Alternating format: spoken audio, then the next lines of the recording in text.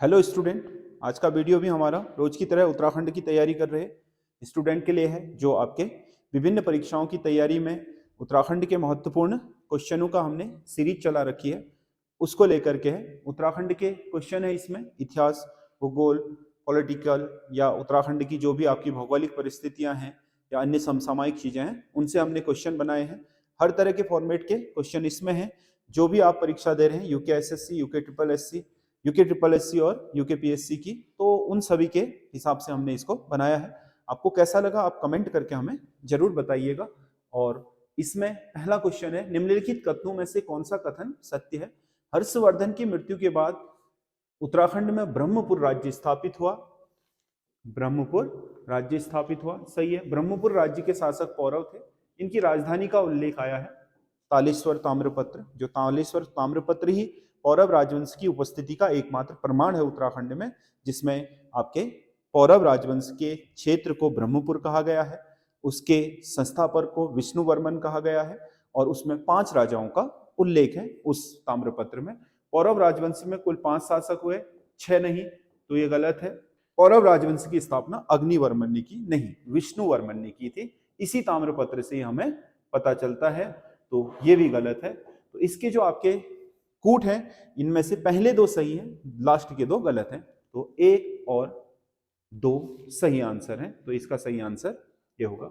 अगला, बाउलीगढ़ किला, जिसे वर्तमान में लंदन फोर्ट का नाम या सिमलगढ़ का किला जिसे बोलते हैं पिथौरागढ़ में, का निर्माण किस वर्ष हुआ था? तो बाउलीगढ़ का किला निर्मित हुआ था आपके 1791 में। गोरखों द्वारा स्थापित करा गया था। जब उन्होंने आपके उत्तराखंड में विजय प्राप्त की थी, तो उसी समय उन्होंने इसका निर्माण करवाया था। अगला क्वेश्चन है, निम्नलिखित शैलचित्रों में उनके रंगों का सही मिलान कीजिए। शैलचित्र उत्तराखंड में जो गुफा चित्र हैं, उनके अनुसार कौन से सही है? किमनी गुफा, किमनी गुफा आपका जो चमोली जिले में है, ये इसका जो कलर है वो हल्के सफेद रंग के चित्र हैं किमनी में। पेटसाल जो आपके अल्मोड़ा में है, पेटसाल वाली के हैं कत्थई रंग के। हुडली जो उत्तरकाशी में है, इसके नीले रंग के चित्र हैं। हुडली गुफा के चित्र कैसे हैं? नीले रंग के। और जो ल्वेथाप है, नाम ही ल्वेथाप है, मतलब ल्वे का मतलब खून होता है, हमारे पहाड़ी में ल्वे बोलते हैं खून को। रक्त का रंग कैसा होता है? लाल। तो इसके आधार पर ये आपका 1 का 3, बी का 1, सी का 2 और डी का 4, तो इसका डी सही आंसर हो गया ये। अगला क्वेश्चन है, 5 भाई कठैत किस पवार शासक के समकालीन थे? 5 भाई कठैत प्रदीप शाह, गढ़वाल के शासक प्रदीप शाह के समकालीन माने जाते हैं 5 भाई कठैत, जिनके शासक जिन्होंने आपके बहुत हद तक शासन को अपने नियंत्रण में लेने का प्रयास किया था। अगला क्वेश्चन है, चंद शासकों के विषय में कौन सा कथन असत्य है? चंद तराई भाबर को माल शब्द के नाम से जानते थे। 84 माल परगना, कुमाऊं की तराई, जिसमें उधम सिंह नगर, चंपावत की तराई की पट्टी है, उस संपूर्ण क्षेत्र को 84 माल परगना यानी कि माल क्षेत्र शब्द प्रयोग में लाया जाता था। कुमाऊं की गद्दी पर सबसे लंबे समय तक बैठने वाला चंद शासक ज्ञानचंद था, ये भी सही है। रुद्रचंद को मुगल दरबार में अकबर द्वारा आमंत्रित किया गया था, ये भी सही है। गढ़वाल पर सबसे पहले आक्रमण भीष्मचंद ने किया था, भीष्मचंद के आक्रमण के प्रमाण नहीं। इससे पहले आपका कीर्तिचंद ने अजयपाल के समय भी गढ़वाल पर आक्रमण किया था, तो संभवतः आपके जो पहला शासक था कीर्तिचंद वो होगा, ये आपका भीष्मचंद इसका नहीं होगा, क्योंकि इससे पहले तो कीर्तिचंद था, ये निश्चित है, और उससे पहले के कोई ऐसे स्पष्ट प्रमाण है नहीं, तो ये आपका डी इसका सही आंसर होगा।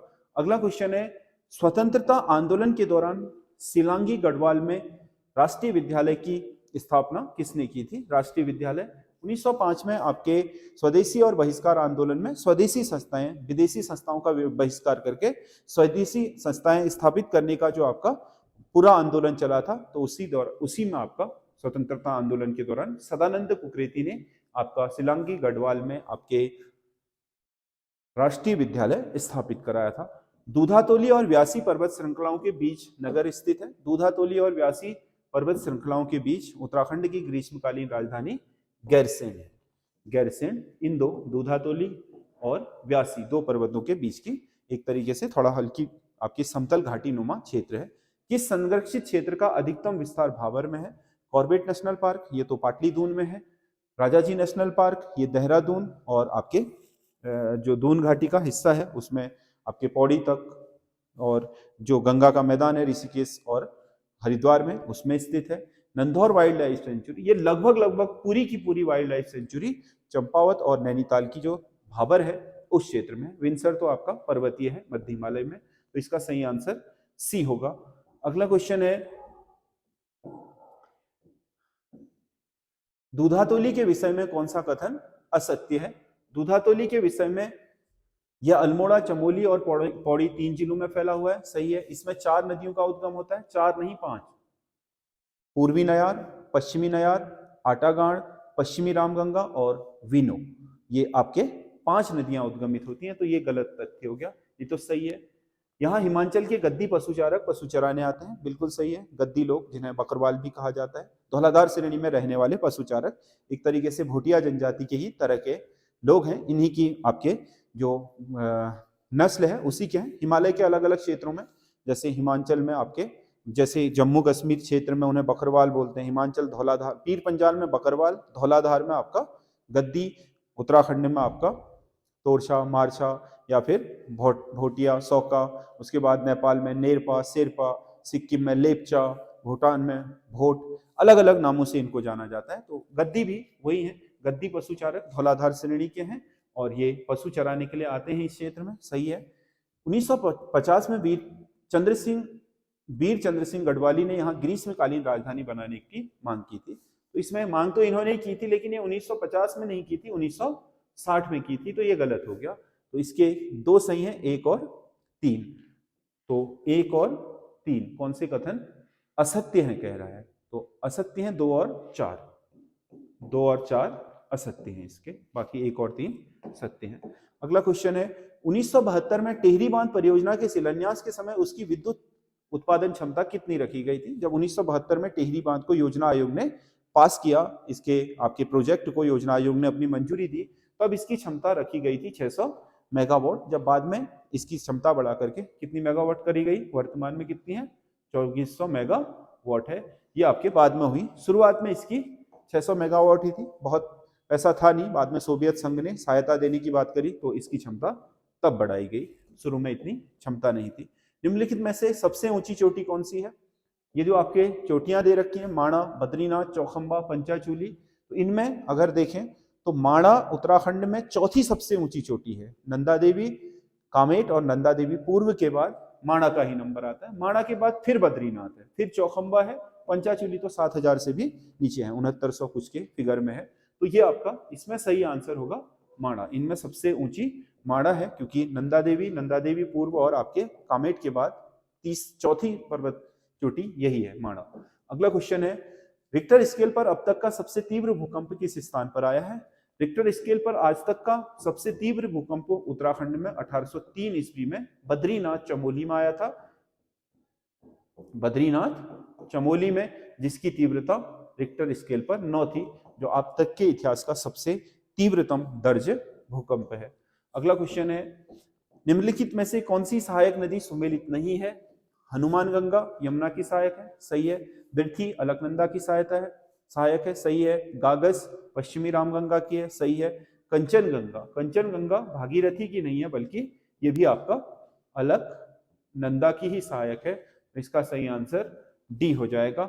अगला क्वेश्चन है, विवेकानंद पर्वतीय कृषि अनुसंधान केंद्र की स्थापना किसके प्रयासों से हुई थी? विवेकानंद पर्वतीय कृषि अनुसंधान केंद्र मतलब आपके उत्तराखंड में जो यहाँ की जलवायु से संबंधित कृषि है वो कैसे आपके वैज्ञानिक तरीकों से की जाए, इसके लिए बहुत प्रयास किए थे बोसी सेन ने, और बाद में पूसा की ही एक शाखा, पर्वतीय शाखा के तहत इसकी स्थापना की गई थी, जिसे हम विवेकानंद पर्वतीय कृषि अनुसंधान केंद्र अल्मोड़ा के नाम से जानते हैं।